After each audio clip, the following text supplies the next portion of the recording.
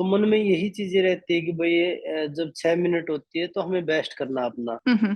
तो जब तक 6 मिनट नहीं होती मैं हार नहीं मानता, चाहे वो 8-0 है 9-0 है, जब तक हार नहीं होती जब तक मुझे लगता है कि आदमी को लास्ट तक लड़ना चाहिए। Correct. Olympic bronze medalist Bajrang Punia claimed his fourth medal in the World Wrestling Championship in Belgrade on September 18. It was his third bronze medal other than a silver.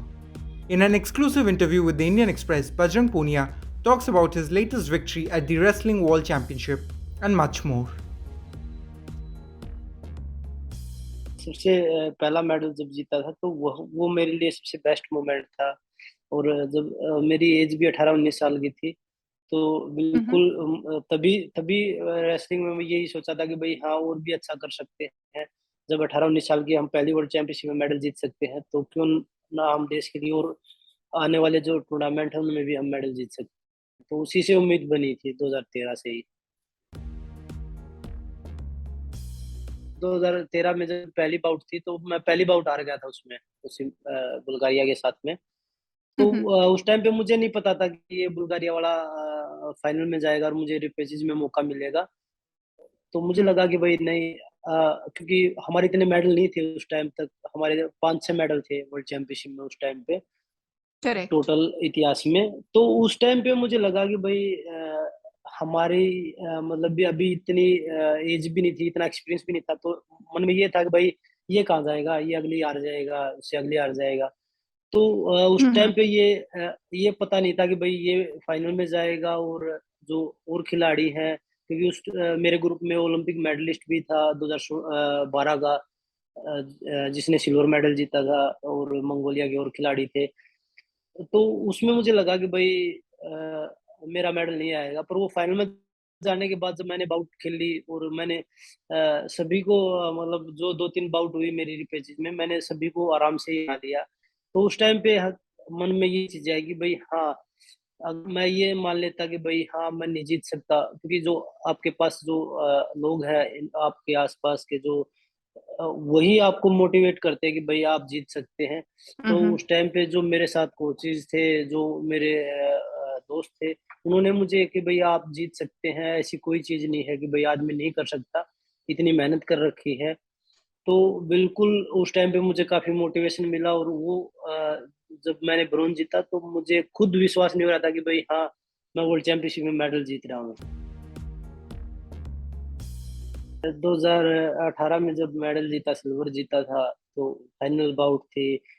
तो वो बाउट कभी भूल नहीं सकता, क्योंकि वहां पे मुझे मैं चैंपियन भी बन सकता था। वो बाउट बार बार में जापानी खिलाड़ी के साथ थी, हाँ। जो अभी ओलंपिक चैंपियन बना है 2020। तो उसके साथ थी, तो उस टाइम पे वो बार बार रुकवा रहे थे। तो नहीं तो डॉक्टरों ने, क्योंकि कुश्ती हम तभी रोक सकते हैं या तो आपको ब्लीडिंग हो रही है या कोई मेजर इंजरी हो रही है। हम नहीं रोक सकते कुश्ती को कि भी मुझे एंकल में दर्द हो रहा है तो आप कुश्ती रोक दो, ऐसे नहीं रोक सकते। तो करेक्ट। वो बार बार वो कुश्ती हमारी 6 मिनट की कुश्ती थी, वो 10-12 मिनट चल रही है। तो उसमें रेस्ट लेके फिर वापसी, रेस्ट लेके फिर वापसी, जब थक जाता बैठ जाता कि भाई मेरे एंकल में दर्द हो रहा है। तो वो मुझे लगता है कि भाई उसमें काफी मिस्टेक हुई है उस ओके। कुश्ती में। तो वो कुश्ती मैं कभी नहीं भूल सकता, क्योंकि मुझे वो हमेशा वही चीज याद आती है कि भाई उस टाइम पे अगर ये या कुछ रेफरी की करेक्ट। तरफ से फेवर नहीं होता तो रिजल्ट चेंज भी हो सकता था। करेक्ट। और 2019 में भी ऐसे ही हुआ मेरे साथ सेमीफाइनल बाउट में, क्योंकि वर्ल्ड चैंपियनशिप में मेरे साथ काफी 2-3 बार ऐसे हुआ है। वर्ल्ड चैंपियनशिप जब सेमीफाइनल उड़ाई थी कजाकिस्तान के साथ में 19 में, तो तभी भी ऐसे हुआ। तब हमने यूडब्ल्यूडब्ल्यू में शिकायत करी थी रेसलिंग फेडरेशन, जब उन्होंने सॉरी भी बोला कि भाई हम नेक्स्ट टाइम ध्यान रखेंगे इस चीज का। तो उस करेक्ट। टाइम पे भी क्योंकि फाइनल में जाते तो अलग चीज थी भाई, गोल्ड भी जीत सकते थे। तो उन्होंने बाद में करेक्ट। सॉरी सॉरी बोलने से रिजल्ट तो चेंज नहीं हो सकता। जो एक बार डिसीजन ले हाँ। लिया वो तो वो उसके लिए आप सॉरी बोल सकते हैं, पर वो रिजल्ट चेंज नहीं हो सकता। तो वो करेक्ट। चीजें बिल्कुल हमेशा याद रहती हैं वो चीजें, क्योंकि एक खिलाड़ी करेक्ट। पूरी मेहनत करता है उस चीज के लिए कि भाई हाँ मैं मेडल जीतूं, और उसके साथ चीटिंग हो रही है और इतने बड़े लेवल पे, तो वो चीजें कभी भुलाई नहीं जा सकती। मेहनत करते हैं कि भाई मेडल जीत के लेके आए, और उसी के लिए पहले पहले देश है हमारे लिए कि भाई खेलने के लिए गए हैं तो हम अपनी तरफ से बेस्ट करें। जो रिजल्ट होना वो तो हमारे हाथ में नहीं है, हमारे हाथ में कोशिश करना है। हम्म। तो कोशिश मुझे लगता है कि भी, जब हम देश के लिए खेलने के लिए आए हैं तो हम अपनी तरफ से कोई ऐसा मौका ना गवाएं कि हमें हमारे देश को नुकसान हो उस चीज का, कि भाई खिलाड़ी गए थे और वो अगर वो यहाँ पे ये कर लेते तो हम मेडल जीत सकते थे। तो मुझे हम्म। लगता है कि भाई ठीक है, जो चीजें हैं, इंजरी होना है गेम में वो चलती रहेंगी। अगर वो ओलंपिक की बात है तो भी नी में ज्यादा इंजरी थी, तो मैंने यही बोला था कि भाई करवा लूंगा तो क्या बड़ी बात है, बहुत सारे खिलाड़ी हैं जो सर्जरी हम्म। करवा रहे हैं, हम्म। ट्रेनिंग में भी इंजरी हो जाती है, और ये मेरे लाइफ का सबसे बड़ा टूर्नामेंट है। तो करेक्ट। वही चीजें ये यहाँ पे भी अगर कट लग रहा है तो कोई नहीं, आदमी कट लगने से क्या होगा, ज्यादा से ज्यादा खून निकल जाएगा, हम्म। 2 दिन बाद 10 दिन बाद वो ठीक हो जाएगा।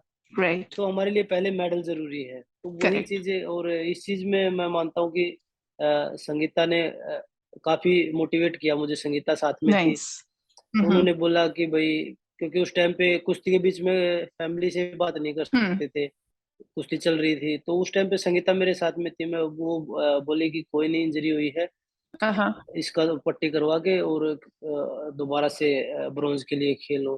क्योंकि मैं एक बार तो मन था कि भाई ज्यादा कट लग रहा है तो मैं ना खेलूं, हम्म। पर वो उन्होंने इस टाइम पे उन्होंने साथ दिया, और मुझे लगता है कि भाई उसमें इस मेडल में काफी योगदान रहा उनका, क्योंकि अगर नहीं खेलता तो मेडल नहीं जीत पाता।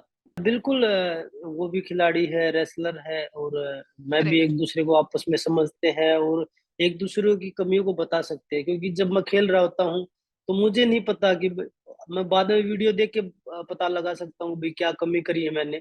तो उस टाइम पे नहीं पता लगता कि भाई क्या सामने वाला क्या कर रहा है, मैं क्या कर रहा हूँ। तो बिल्कुल संगीता वो चीजें साथ के साथ बता देती थी कि भाई हाँ ये मेरा ये, तो उसमें नेक्स्ट वक्त में हम सुधार करते हैं। तो चीजें उन्होंने बिल्कुल करीबी से बताई है कि भाई इस पे हमें और ज्यादा काम करना अगली बार। करेक्ट।